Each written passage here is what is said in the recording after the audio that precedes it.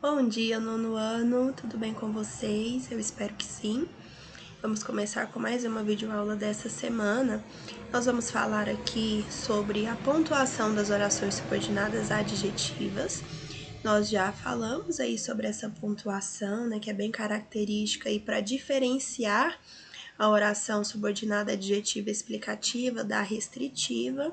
Mas vamos ver o que o nosso livro de língua portuguesa traz de forma mais específica. E vamos fazer também o encerramento do capítulo 3. O último capítulo do segundo bimestre é o quarto capítulo, né? Então estamos caminhando para o fim, né? Logo vão chegar as revisões e as avaliações e depois férias, graças a Deus. E estou um pouco rouca, me perdoem, tá bom? Qualquer coisa aumentem o volume aí, mas vai dar tudo certo. Bem, nós vamos trabalhar aí as páginas 155 a 163 do livro de língua portuguesa nessa videoaula, tá bom? Qualquer dúvida que você tiver a respeito das atividades, a respeito do conteúdo que está sendo trabalhado, ou qualquer outro questionamento, estou disponível no plantão das 7 às 11, tá bom? E o e-mail para envio das atividades, maxnayara@yahoo.com. Vamos lá? Pontuação das orações subordinadas adjetivas. Vamos lá para o nosso livrinho de língua portuguesa, página 155, tá? Vamos aí falar sobre, de forma mais específica, né, dessa pontuação das orações subordinadas adjetivas. Como vimos neste capítulo, as orações subordinadas adjetivas se diferenciam em dois tipos, restritivas e explicativas. Então, nós temos somente dois tipos de orações subordinadas adjetivas, as restritivas e as explicativas.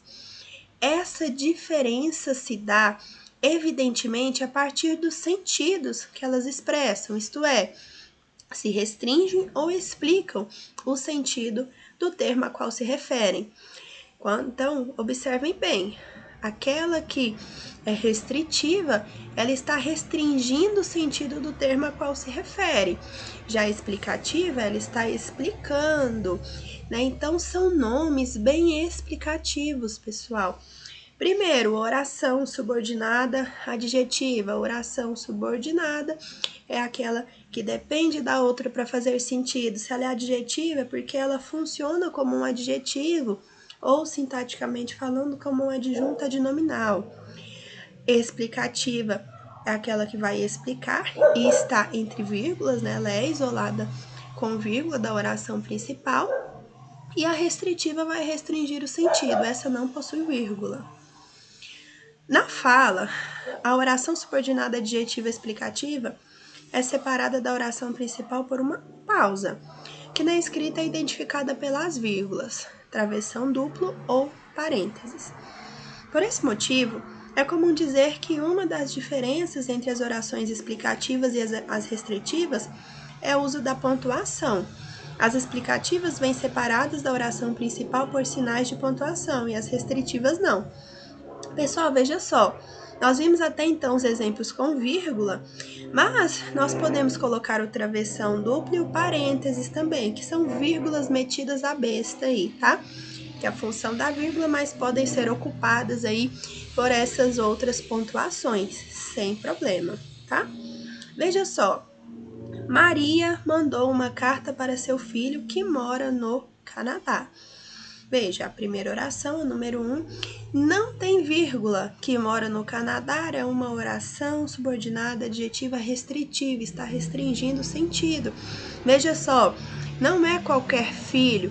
Quando nós fazemos a leitura, nós subentendemos que ela possui mais de um filho, mas ela mandou uma carta para aquele filho que mora no Canadá. Na segunda, Maria mandou uma carta para seu filho, que mora no Canadá.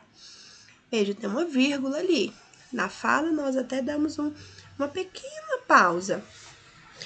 E aí, nós temos uma oração subordinada adjetiva explicativa. E veja que o sentido também muda. Nós entendemos o seguinte, que aquela oração ali está trazendo informações a mais, explicativa, que ela possui um filho, Maria mandou a carta para seu filho. E aí acrescentei a informação, esse seu filho, o único que ela tem, que ela possui, mora no Canadá. No período 1, entendemos que Maria tem mais de um filho que mandou uma carta para o que mora no Canadá. Já em 2, entendemos que Maria tem apenas um filho e que ele mora no Canadá. Veja só o que uma vírgula e o sentido, obviamente, ali, né, não fazem. Por isso que é importante estudarmos isso daí, tá bom? Veja só, trabalhamos aqui o sentido e a pontuação dessas duas orações adjetivas, restritivas e explicativas, tá bom? Nós temos só isso aí de explicação sobre isso, porque é bem tranquilo e é algo, inclusive, que já foi trabalhado anteriormente na outra teoria e nas aulas também. Acabei já reforçando para vocês, então isso daqui são informações a mais para reforçar aí essa diferença entre as orações restritivas e as explicativas, tá bom?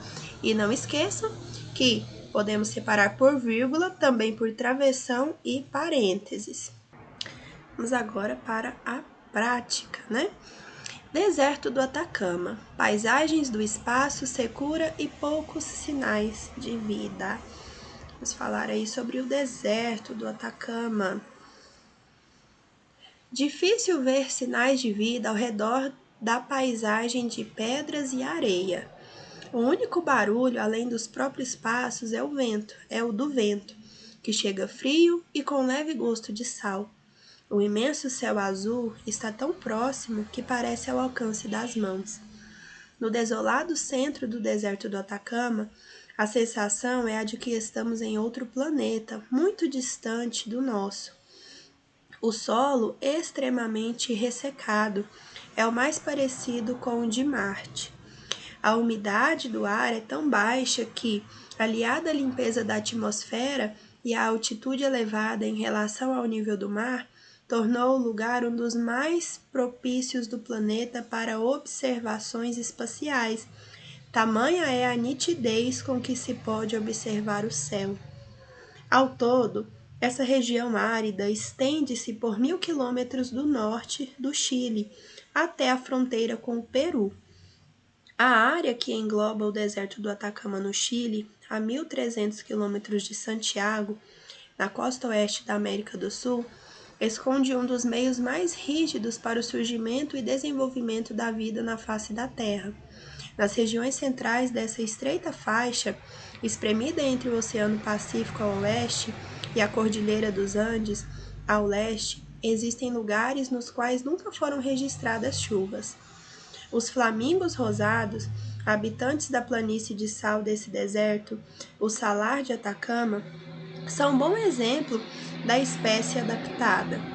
Nesse local, a água que veio da Cordilheira dos Andes, formando lagos azuis, evapora mais rapidamente do que é reposta pelas chuvas, e os sais minerais permanecem. O resultado é uma quantidade enorme de imensos lagos de sal que impregnam o organismo do flamingo. A saída que esses animais encontraram foi eliminar o excesso através de pequenas aberturas ao lado das narinas. Tal qual o flamingo, algumas plantas também dão um jeito de sobreviver nesse local inóspito.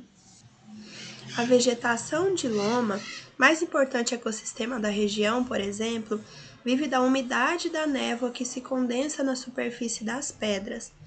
Essa neblina, chamada de Camanchaca, é o resultado da ação da corrente de Humboldt, que esfria o ar quente do Pacífico durante o inverno. A consequência biológica também colabora para deixar a paisagem mais charmosa com a neblina matinal. Poucas espécies animais habitam os lomas, alguns mamíferos, pássaros e lagartos. A lhama, da família do carneiro, é um animal que atrai a atenção dos visitantes e é bastante presente na paisagem desértica. Infelizmente, um dos tipos de lhama, o guanaco, que era comum nos lomas, e nas áreas costeiras está cada vez mais sumido devido à caça. Apesar da secura e pobreza de opções para o desenvolvimento, diversos grupos humanos ocuparam o deserto durante os últimos 12 mil anos. Hoje moram 750 mil habitantes concentrados em cidades litorâneas, polos de mineração, vilas de pescadores e oásis. São descendentes de espanhóis, escravos africanos e indígenas que saíram dos Andes. O processo de povoamento da região costeira foi favorecido pela riqueza de nutrientes das águas da corrente marítima de Humboldt, Pacífico. A área próxima ao rio Loa, no norte do deserto, foi ocupada pelos chinchorros, o primeiro grupo humano a desenvolver a mumificação artificial. Algumas das múmias mais antigas do mundo, com mais de 9 mil anos, foram encontradas lá. Não é difícil entender o porquê. A ausência de umidade faz com que artefatos e objetos fabricados há milênios permaneçam em excelente estado de conservação. Um tesouro para arqueólogos. O aspecto assustador dessas condições é que há cidades fantasmas nas áreas centrais com casas onde não moram ninguém, mas que permanecem por anos com a mesma aparência de quando foram abandonadas. A impressão que se tem é de que poucas horas atrás havia pessoas ali. Também está disponível aí, esse texto está disponível na super.abril.com.br, falando sobre o deserto do Atacama, né? E aqui nós temos uma imagem, não está muito nítida porque é do nosso livro, mas você pode pesquisar na internet. Eu também trouxe aqui para vocês algumas fotos maravilhosas de lá, né? Nós temos aí, né, o céu de lá, que é muito lindo. Veja só à noite, durante o dia. Uma cidade fantasma aqui também, né, que é mencionado no texto, então trouxe também para vocês darem uma olhadinha. Mas se pesquisarem na internet, tem fotos maravilhosas desse lugar. Agora, nós vamos passar para as atividades. Primeira questão. Como vimos, há uma diferença semântica entre as orações adjetivas, restritivas e explicativas. Diferença semântica de sentido. E essas orações são muito úteis nos textos expositivos. A seguir, reproduzimos algumas orações adjetivas do texto.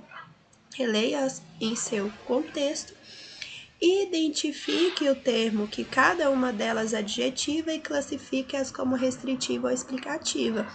Então, você vai identificar o termo que é adjetivado e classificar a oração, tá bom? Vamos lá.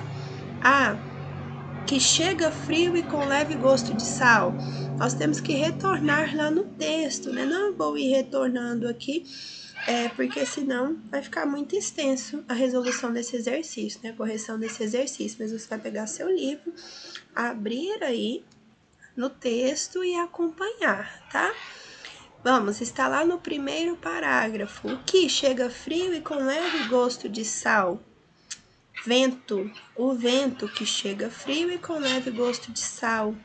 E nós temos a presença da vírgula. Então, é uma oração explicativa. Oração subordinada adjetiva explicativa. B. Que engloba o deserto do Atacama e do Chile. Nós estamos tendo participação especial aqui das araras, viu, gente? Enfim, lá no segundo parágrafo, qual é o termo que a oração que engloba o deserto do Atacama e do Chile é adjetiva? Área. E não há presença de vírgula, portanto, ela é restritiva. Não há presença de pontuação, né? Porque nós vimos que pode ter travessão e parêntese também. C. Que veio da Cordilheira dos Andes. Lá no terceiro parágrafo, qual é o termo que é essa oração adjetiva? Qual é a palavra que é essa oração adjetiva? Água. Água que veio da Cordilheira dos Andes. Não há pontuação separando, portanto, ela é restritiva. D. que impregnam o organismo do flamingo. No terceiro parágrafo, lagos de sal. Lagos de sal que impregnam o organismo do flamingo e é restritiva também. Letra E, que esses animais encontraram. Terceiro parágrafo, qual é o termo a qual se refere? A saída. A saída que esses animais encontraram. Também restritiva. A única explicativa é a letra A. Segunda questão. A pontuação é um recurso da modalidade escrita da língua que serve não só para ordenar a cadência linguística, mas também enunciativa e semântica do texto. Isso quer dizer que as regras de pontuação da norma padrão vão além do elemento gráfico. Elas influenciam na entonação e na compreensão. Observe as orações subordinadas adjetivas abaixo e apresente a diferença de sentido entre elas, consequência do uso da pontuação. Então, a partir daquilo que nós já estudamos aí, né, do sentido da oração adjetiva restritiva e da oração adjetiva explicativa, nós vamos observar, analisar aqui e explicar. Veja só. A mulher que sabe dos seus direitos e deveres na sociedade não se diminui diante do machismo, antes o transforma em instrumento de luta em prol da igualdade social. Não há vírgula. A mulher que sabe dos seus direitos e deveres na sociedade.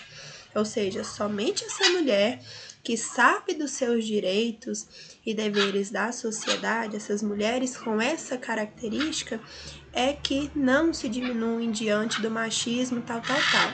Agora, na B, a mulher que sabe dos seus direitos e deveres na sociedade não se diminui diante do machismo, antes o transforma em instrumento de luta em prol da igualdade social. Agora aqui nós já temos de uma forma generalizada a mulher, né, que sabe dos seus direitos e deveres da sociedade. Veja, está explicando que a mulher em si, ela tem esse saber dos direitos, né? Ela sabe dos seus direitos e deveres na sociedade. Então, há uma diferença semântica, de sentido e também na pontuação. Agora, vamos ver o que o gabarito diz, né? Explicando justamente isso que eu acabei de falar para vocês.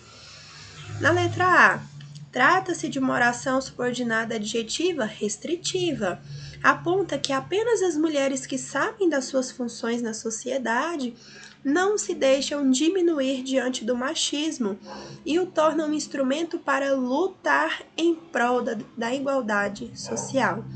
Pressupõe um grupo específico de mulheres com esse perfil. Então, restringe, por isso que é restritiva. Já na B, trata-se de uma oração subordinada adjetiva explicativa, a presença de vírgulas, né? E afinal, ao usar uma explicação entre vírgulas, que toda mulher, voltando um pouquinho, afirma ao usar uma explicação entre vírgulas que toda mulher sabe dos seus direitos e deveres em sociedade. Por isso, não se deixa abater diante do machismo, transformando-o em instrumento para lutar em prol da igualdade social. Então, percebam que há uma diferença semântica de sentido e na escrita ali é somente, né? Porque é muita coisa, mas é somente a vírgula. Vejam como a vírgula, o saber utilizar a vírgula é importantíssimo. Terceira questão. Segundo alguns dicionários de língua portuguesa, a pontuação é conceituada como um conjunto de sinais gráficos, ponto, vírgula, ponto e vírgula, ponto de interrogação, etc., que indicam a estrutura e a organização de um texto. Você concorda com essa afirmação? Explique. Veja só, alguns dicionários dizem que a pontuação é conceituada como um conjunto de sinais gráficos que indicam a estrutura e a organização de um texto. Você concorda com essa afirmação? Depois do que nós estudamos aqui, nós até concordamos, né? Nós podemos até concordar. mas está faltando alguma coisa. Nós não vimos ali o quanto a utilização ou não da vírgula vai influenciar no sentido, no que está sendo dito, certo? Então, falta aí algumas informações nesse conceito. Esse conceito está um pouco incompleto, inacabado. Então, a afirmação dos dicionários que adotam esse conceito está incompleta, pois a pontuação não só indica a estrutura e a organização de um texto, mas também lhe orienta o sentido. Então, não é apenas ortografia, não é apenas questão de pontuação, né? E sim de semântica, de sentido. B. Faça um comentário explicitando o referido conceito e analisando os períodos abaixo. 1. O meu irmão, que é advogado, resolveu pegar a causa do réu. 2. O meu irmão, que é advogado, resolveu pegar a causa do réu. Veja só, nós já analisamos aí as restritivas e as explicativas diversas vezes, né? Mais uma vez. Lá na primeira, o meu irmão, vírgula, que é advogado, vírgula. Então, nós temos ali uma explicativa, uma oração subordinada adjetiva explicativa. Então, nós entendemos que há somente um irmão e que esse irmão é advogado. Está acrescentando informação sobre esse irmão. O meu irmão, que é advogado, resolveu pegar a causa do réu. Agora, na segunda, nós temos uma restrição, ou seja, entendemos que há mais de um irmão, mas o meu irmão, que é advogado, resolveu pegar a causa do réu. E não o irmão que é suposições, né, que é comerciante, que é professor, mas o irmão que é advogado. Então, restringe. Uma explica, traz informações a mais sobre esse irmão, o outro restringe. No período 1, por exemplo, há a interpretação de que a pessoa que o proferiu só tem um irmão e este é advogado, tendo valor explicativo. Já no período 2, infere-se que o locutor tem mais de um irmão, sendo um em específico advogado, tendo um valor restritivo. A pontuação, portanto, é também um recurso semântico. Então, vem corroborar aquilo que foi dito anteriormente, né? O argumento que nós colocamos anteriormente, na resposta anterior, né? Que a pontuação, ela também influencia na semântica, e não somente na estrutura e organização do texto. 4. Leia o título da notícia abaixo. Manuel Gilberto, médico e compositor, dá o diagnóstico do frevo. Disponível em jconline.ne10.ol.com.br. A alternativa que justifica o emprego das vírgulas em destaque é: A. Separam o sujeito do verbo. Nós já começamos a questionar essa primeira afirmativa, porque não se separa sujeito de verbo, tá bom? Vamos lá, nós temos aqui Manuel Gilberto e depois dá, né? Mas, professora, nós temos a vírgula aqui separando o sujeito do verbo, mas a função daquela vírgula ali não é se separar, porque não se separa sujeito do verbo. Vamos analisando as outras alternativas. Separam termos da mesma classificação gramatical componentes de uma mesma enumeração. Essa estaria correta caso nós tivéssemos uma enumeração, né, de elementos e termos da mesma classificação gramatical. Por exemplo, fui ao mercado e comprei café, vírgula, arroz, vírgula, açúcar. Aí sim, essa seria a utilização que explica a B. C. Isola uma oração que possui sentido restritivo. Médico e compositor. Primeiro que não é oração, né? Médico, compositor. C. Isola uma oração subordinada adjetiva e explicativa. Mais uma vez, não é oração. Letra E. Isola um termo que possui valor explicativo. Agora sim, está isolando um termo que tem valor explicativo. Não é uma oração explicativa, adjetiva explicativa, mas sim um aposto. Veja só, Manuel Gilberto está explicando aí, trazendo informações, adicionando informações sobre o Manuel Gilberto, médico e compositor. Deu-se aí que colocaram esse aposto, né, entre o sujeito e o verbo, mas a função ali é trazer informações a mais sobre o Manuel Gilberto e não separar o sujeito do verbo, tanto que eu posso retirar e compreender totalmente a minha oração. Manuel Gilberto dá o diagnóstico do frevo, mas aí adicionaram um termo ali para explicar, né? Esse termo é chamado de aposto, tá? E o aposto ele é sempre isolado. Assim como a oração adjetiva, subordinada, adjetiva, explicativa é isolada por vírgulas, o aposto também é, tá? E agora nós vamos para o encerramento do nosso terceiro capítulo. Texto 1. Existe amor em São Paulo. A maior criação do Brasil é a cidade de São Paulo. E calma, porque isso quem diz não sou eu, é o IBGE. Da escala humana e escala financeira, São Paulo lidera. Mais de 10%, das riquezas produzidas no Brasil são produzidas nesta cidade. Que família do país não tem um parente trabalhando aqui? Se São Paulo não tem mar, São Paulo tem um mar de ideias. O planejamento do Brasil passa tanto pelas torres dos complexos empresariais das avenidas Faria Lima e Berrini, quanto pelos prédios da esplanada dos ministérios. O novo ciclo de desenvolvimento do Brasil tem tudo a ver com a cidade. Seu supermundo financeiro faz a cidade evoluir sempre de pilha nova, com carga máxima, conectada pelas antenas de seus 11 milhões de habitantes, seguidores. São pouquíssimas as metrópoles do mundo que contam com área tão extensa de massa cinzenta, com mistura tão completa de profissionais competentes, cada vez mais especializados. É um ciclo virtuoso.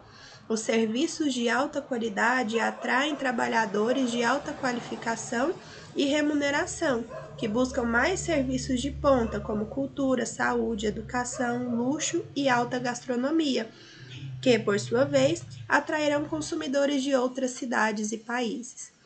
São Paulo hoje tem capital humano e capital financeiro para incubar qualquer empreendimento.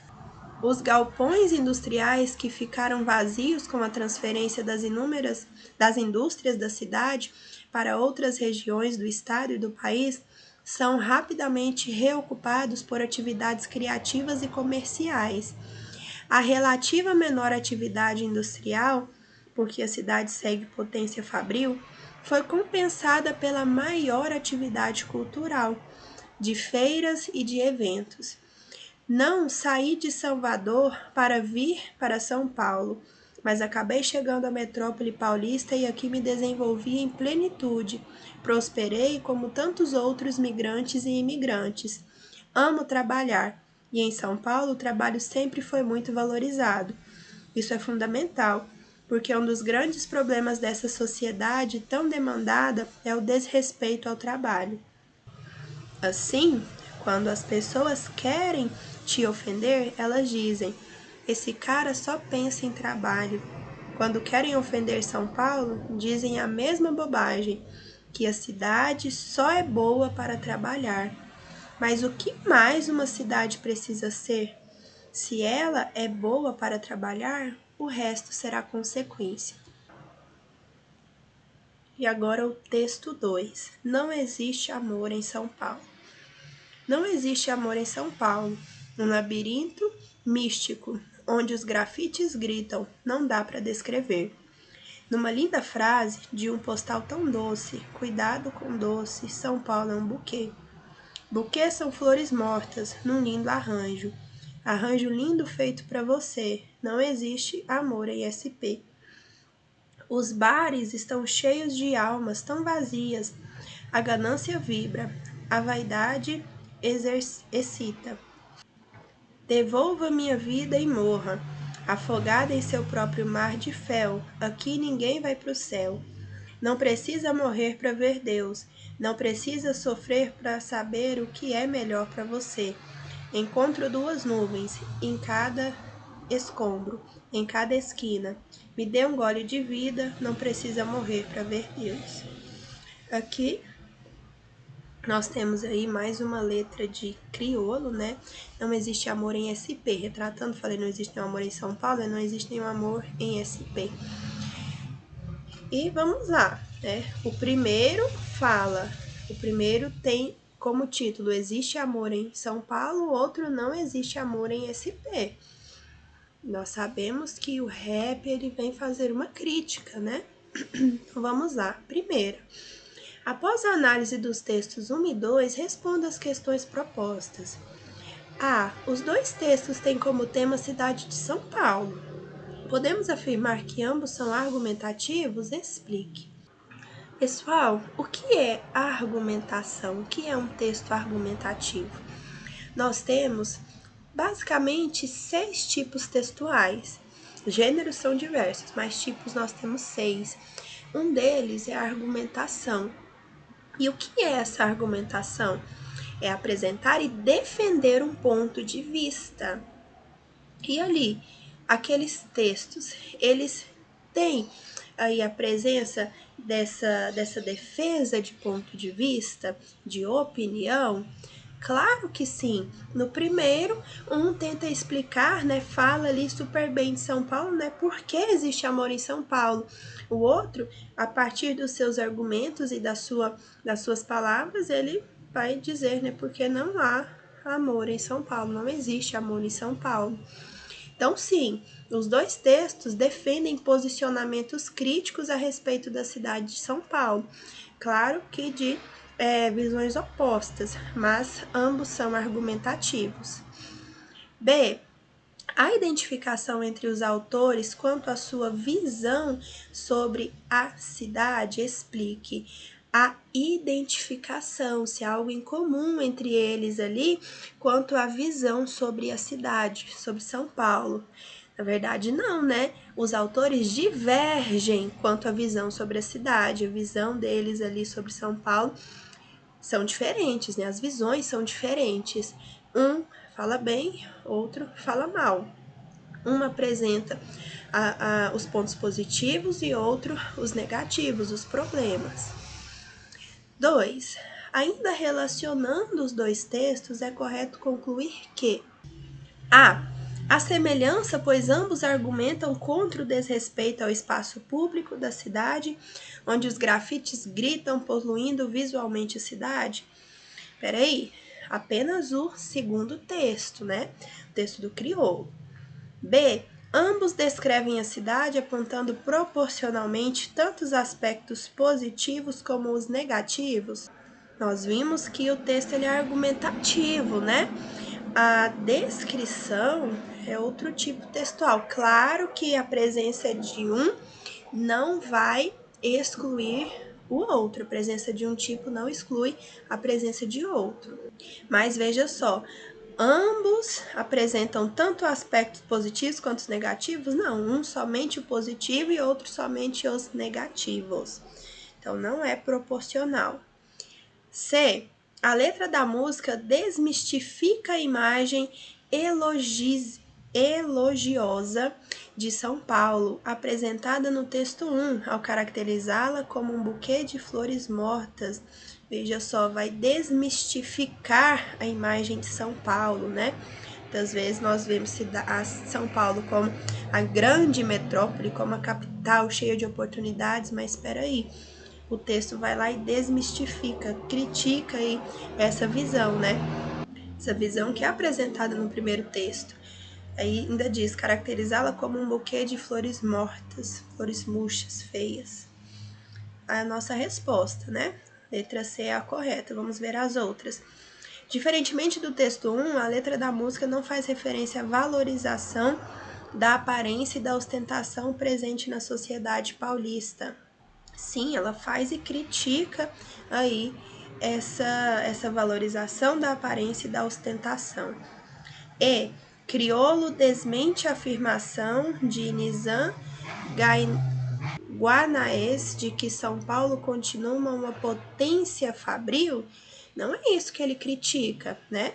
Nós sabemos que São Paulo é sim uma grande potência, né? Que é uma grande metrópole, mas ele critica aí, olha aqui a anterior, a valorização dessa aparência e da ostentação, que lá também há problemas e muitos, né? Muitos problemas sociais que o crioulo vem fazer aí a denúncia na sua letra de música. 3. Considerando que muitas palavras possuem um sentido próprio, denotativo, e um sentido figurado, conotativo, analise as afirmações sobre os trechos em destaque. Pessoal, linguagem denotativa e conotativa é estudada em todos os anos, será estudada no ensino médio por vocês e cairá nas provas. Pode escrever isso que eu estou falando. Em Enem, prova de concurso, vestibular, sempre cai.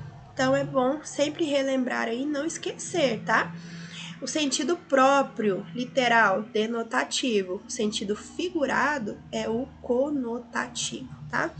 Então analise as afirmações sobre os trechos em destaque. Se São Paulo não tem mar, São Paulo tem um mar de ideias. Terceiro parágrafo do texto 1. Devolva minha vida e morra afogada em seu próprio mar de fel. Quarta estrofe do texto 2. 1.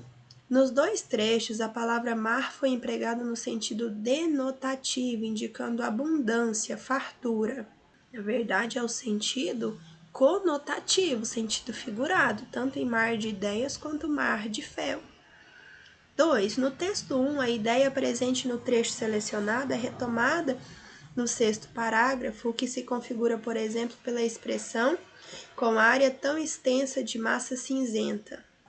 Para isso, você tem que retomar lá o texto e verificar se isso está mesmo coerente, né? Se no texto 1 a ideia presente no trecho selecionado, se São Paulo não tem mar, São Paulo tem um mar de ideias. É retomada no sexto parágrafo, que se configura, por exemplo, pela expressão com área tão extensa de massa cinzenta. Pessoal, o que é massa cinzenta? Cérebro, né? Mar de ideias, cérebro. Então, a segunda afirmativa está correta. 3. No texto 2, o autor escolheu a palavra fel, que em sentido próprio significa veneno, para fazer menção às características negativas da cidade. Já falei aqui com vocês que está no sentido conotativo e não denotativo, que seria o sentido próprio, tá bom? Então, nós vimos que somente na 2 está a afirmativa correta. Portanto, é correto que se afirma apenas em 2, letra B de bola. Quarta questão. De acordo com a interpretação global do texto 1, é correto afirmar que o autor A. Emigrou para São Paulo com vários migrantes porque acreditava que lá seria mais fácil trabalhar que em Salvador? Ele diz lá que a intenção dele não era ir para São Paulo trabalhar, né? Diz, não sair de Salvador para ir a São Paulo. B. Defende a capital do Brasil como uma metrópole que não dorme, pois lá as pessoas vivem um ritmo de vida acelerado na busca pelo sucesso profissional. Primeiro, capital do Brasil, São Paulo é a capital do Brasil, pessoal. E como uma metrópole que não dorme, pois lá as pessoas vivem num ritmo de vida acelerado na busca pelo sucesso profissional. Ele fala das oportunidades, né, das diversas oportunidades que São Paulo oferece. C. Sente-se bem trabalhando em São Paulo, apesar da falta de relacionamento entre os paulistas. Não temos essa informação aí, né, no texto.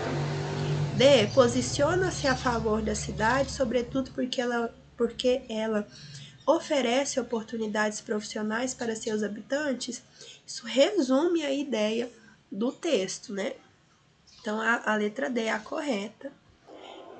Defende que São Paulo é uma cidade que funciona exclusivamente em função do trabalho? Não, letra D é o nosso gabarito. 5. Indique a opção cujos termos podem substituir, respectivamente, sem alteração do sentido original, as expressões em destaque selecionadas no texto 1, do texto 1. Quinta questão. Indique a opção cujos termos podem substituir, respectivamente, sem alteração do sentido original, as expressões em destaque selecionadas no texto 1. É um ciclo virtuoso. Os serviços de alta qualidade atraem trabalhadores de alta qualificação e remuneração. 7º parágrafo. E porque um dos grandes problemas dessa sociedade tão demandada é o desrespeito ao trabalho. Então vamos lá. Virtuoso, o que é virtuoso, né? E o que é demandado. Vamos ver as opções ali que podem ser colocadas ali sem alterar o sentido. A. Cheio de virtudes e que tem necessidades. É um ciclo cheio de virtudes e uma sociedade que tem necessidades? Porque um dos grandes problemas dessa sociedade que tem necessidades é o desrespeito ao trabalho. Veja só, podemos com certeza colocar essas expressões aí sem alterar o sentido. Portanto, a letra A é o nosso gabarito. Aí nós temos as outras letras, né? B, produtivo, que tem dinheiro. C, pernicioso, que reivindica.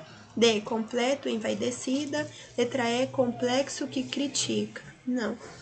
E por último, número 6. É correto afirmar que o texto 2 tem características literárias, pois A. Emprega predominantemente a linguagem informal, marcada pela liberdade em relação às normas gramaticais. B. Utiliza figuras de linguagem como a antítese em Os bares estão cheios de almas tão vazias. Letra C. Apresenta um narrador nitidamente em conflito existencial, marca da poesia contemporânea. Letra D. Estrutura-se em versos rimados e estrofes, mas sem musicalidade. Ou letra E. Possui narrador focado na abordagem crítica do tema abordado. Não, voltados aqui para a questão das características literárias, falei para vocês algumas aulas anteriores, não me recordo em qual, que a presença de figura de linguagem em poemas, poesias, letras de músicas é muito comum, né, justamente pela questão da literariedade, né? E utiliza figuras de linguagem, a nossa resposta correta, como a antítese em Os bares estão cheios de almas tão vazias. Veja que nós temos os bares estão cheios de almas vazias, né? O confronto de ideias opostas. E dentre outras figuras de linguagem, né? Figuras sonoras principalmente, nós podemos identificar nas letras de músicas, nos poemas, ok? E não é diferente aqui nessa letra de música do crioulo, nessa letra de crioulo, tá? Terminamos aqui a correção das nossas atividades, terminamos também o capítulo 3 do livro de língua portuguesa. Qualquer dúvida, estou disponível no plantão das 7 às 11 e as atividades de língua portuguesa devem ser enviadas para o e-mail maxnayara@yahoo.com. Até a próxima aula, bons estudos e tenham um excelente dia!